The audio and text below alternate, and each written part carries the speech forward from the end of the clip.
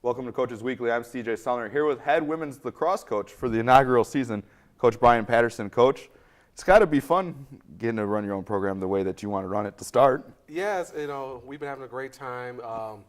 Starting a program, it was a lot of fun. Has drawbacks, obviously, as well. But, you're not cleaning up someone else's mess. You're really molding and shaping the program as you see how it should be run. And, you get to tweak things as necessary as well. Now talk about the preseason. You got a lot of girls that have really committed a lot of time to this sport already. A lot of them have never played lacrosse before, but man, they're in the gym 24/7 with you guys. I have to say that they have done an excellent job. They've done everything that we've asked them to do and beyond that. I couldn't have asked for a better bunch of players. We're 18 strong, 17 of which who have never picked up a stick before. Most of them never even seen the game before. And for them to put the amount of time, effort, and energy into what they're doing is just outstanding. I'm hoping for the best for them. I'm praying for the best for them. I think that we're going to have a pretty successful season. And it has to just kind of make you smile to have a bunch of players that buy in right away and help to start a program. It makes it very easy for you to kind of transition things looking into next year and kind of down the road already. Yeah, when you build a program, the first thing you got to do is, build a culture.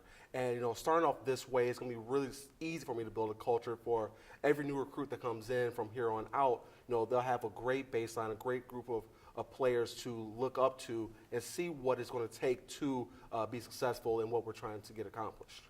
Now you guys got your first game coming up on Saturday. Alma College, the first game ever, and of course it's at home, so it couldn't be a better kind of setup to start the year. Yeah, everything fell into place. It was a late addition to our schedule. Actually, Alma gave me a call because they're heading down to Alabama for spring break, and they're like, yeah, we'll love to play you. So I'm like, great, this is perfect for us. We got the word out. We're going to canvass the whole campus in flyers. We're sending emails out. We got all our social media networks running. We're going to have our players' parents here. We're hoping to get a lot of support from, Cougar Nation, a lot of support from the community, and, kick our program off the right way. Now, before we get into individual players on your team, first we'll talk about Liz Blake, your assistant. Give us a little bit of rundown about her. Liz is awesome, okay? I must say I lucked out in my assistant coach. She pretty much, she does everything that needs to be done. She's willing to put in the time, the effort like everybody else. She gets down and dirty with it. She will get in there. She'll play with the girls if need be in practice for short. She's always there to help out the players as well. And, she's just been a great role model for everybody there. And her experience at various colleges, both as a player and as a coach, has really helped out the program tremendously. Well, let's get to some of those players. First, talk about your three captains for the year. Okay, three captains, Maggie Doan, Maggie Qualter, and Jaya Joseph. Maggie Qualter and Jaya both have played sports here at Concordia. Jaya was a track athlete, and Maggie played basketball. So, it was obvious choices for us to choose them to be able to show the other players how to be a college athlete. Many of our players never played college sports, let alone played high school sports. So, having role models like that is really good to set the tone for your program. Moving to Maggie Doan. Maggie Doan, absolute beast. Coach's dream. The kid never saw a stick. She didn't play high school sports, just a natural athlete. And she's literally in the gym for hours every single day. And you could tell on the field.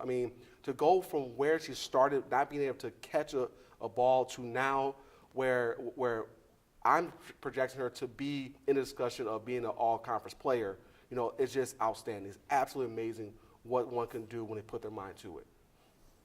Well, that's very awesome. And Jaya Joseph? Yeah, and Jaya, same thing.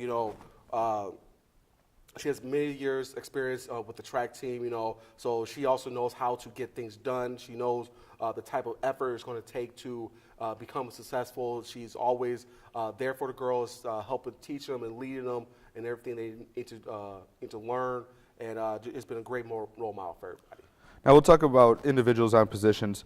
Your attackers, Jessica James, Sandra Acevedo, Aurelia Duarte, you got a lot of speed that I've seen in different areas from the school that are playing with you guys now. Athletically, we're going to be pretty solid.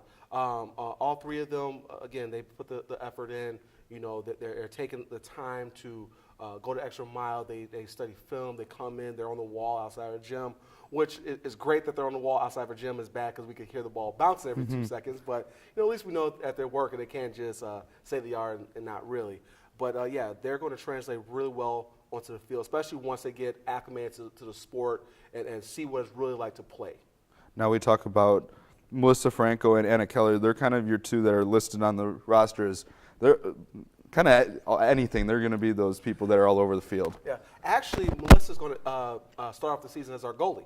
Unfortunately, Emily Russell, who we had projected to be our starting goalie, she had an injury that's kept her out for most of the preseason. So Melissa stepped up, and she has done well.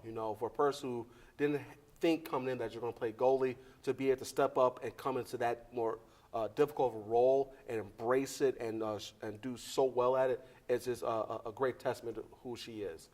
Anna, natural athlete, volleyball player here.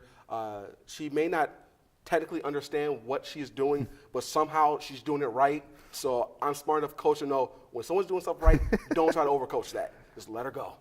Let her do her thing. Yep. So we'll go to the midfield now. You got quite a few here. Margaret Doan, Gretchen Teskey, Sonia Sorensen, Kayla Walker, Cynthia Garcia, Emma Otto, Sydney Fuller. You got multiple sport athletes once again that have a couple soccer players in there too. Yeah. Sydney, soccer player, great athlete. She's the one person that played lacrosse before, so we're really relying on her to help teach the girls the small rules because not many people have seen lacrosse before, especially on the women's side. Our rule book can rival the NFL rule book. It's absolutely ridiculous. There are a million rules out there, but rules are rules, so we follow them. But, to have someone like that who knows the rules, who can help guide the girls and what they're doing right, what they're doing wrong, very valuable asset on the field. We've already gone on Maggie Doan, great player, great leader, phenomenal athlete. We got Gretchen, who's probably going to play more on the defensive end of the field. Again, great attitude, just like everybody else, always in there, asking questions, which, I love. That makes me think that they're thinking about this sport. Cindy, she's a late addition, but even though she's a late addition, she's been catching on pretty well. Unfortunately, she's not going to be playing with us the first couple games because she had a prior commitment, which is fine. That gives her extra time to, practice. So when her time is, her number is called, she gets on the field and she could be a good success. Emma Otto, senior, great leader, really vocal out there, which we really stress to everybody. We want to be loud. I want to hear every single word you're saying, stand on the sideline. I'm a loud person, so I want my team to be loud. I want my team to reflect what we're trying to do there.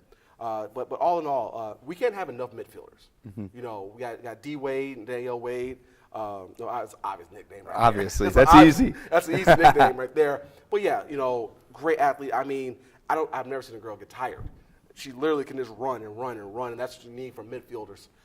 So, like I said, you can never have enough midfielders because the style of lacrosse that I like to play is up and down the field, aggressive in your face. Okay, and in order to be able to do that, I need midfielders. I need people to be able to run, and that's why we've worked so hard with the players, with our conditioning, with our lifting schedules.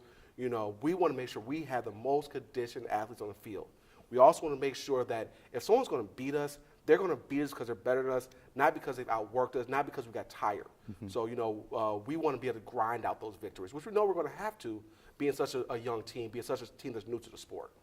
Now, finally, we'll look at the defensive side. We've already talked about Maggie Qualter, D. Wade, as we said, and then finally Becca Lamagna.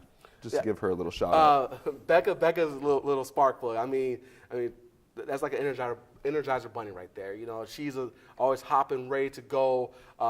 She's not scared of anybody. She's a little bitty thing, but she will take down your biggest person and she won't care. It's great to have people like that on the field. Again, another sport athlete, played tennis. Actually, she's played multiple sports here, but the latest sport she played here was tennis. So again, another person that the girls can lean on as far as knowing how to be a student athlete, which is a great asset to our program. But I just love her spirit. She's always happy, always ready to go. It's always looking in the eye when you're telling her to do stuff. It's always yes, coach, no coach. So real workman-like attitude from her. And finally, how has it been to have so many, I mean, you are a young team, obviously, because so many people haven't played, but you also have a lot of people that have been around the block here at Concordia that understand the ropes of being a student athlete. Yes. How has that helped transition a lot of these younger athletes into being into lacrosse? Well, like I said before, with what we're asking our players to do, it's a lot. I don't sugarcoat it. I tell the players right off the bat, we're going to ask you a lot. And to have players on the team that know what it is to be a Concordia student, a student athlete, student first, that they could rely on, they could guide the way, has been a great, valuable asset. Grades-wise, we've been pretty good. Our study table and everything has been a great success. Our team GPA last semester, I think, was 3.22. So, and I got to attribute that to our senior leadership and our leadership of players who have played other sports. So it's hard to say going into an inaugural season like we are to want to put an expectation on things. 17-0? I mean, everybody would love it.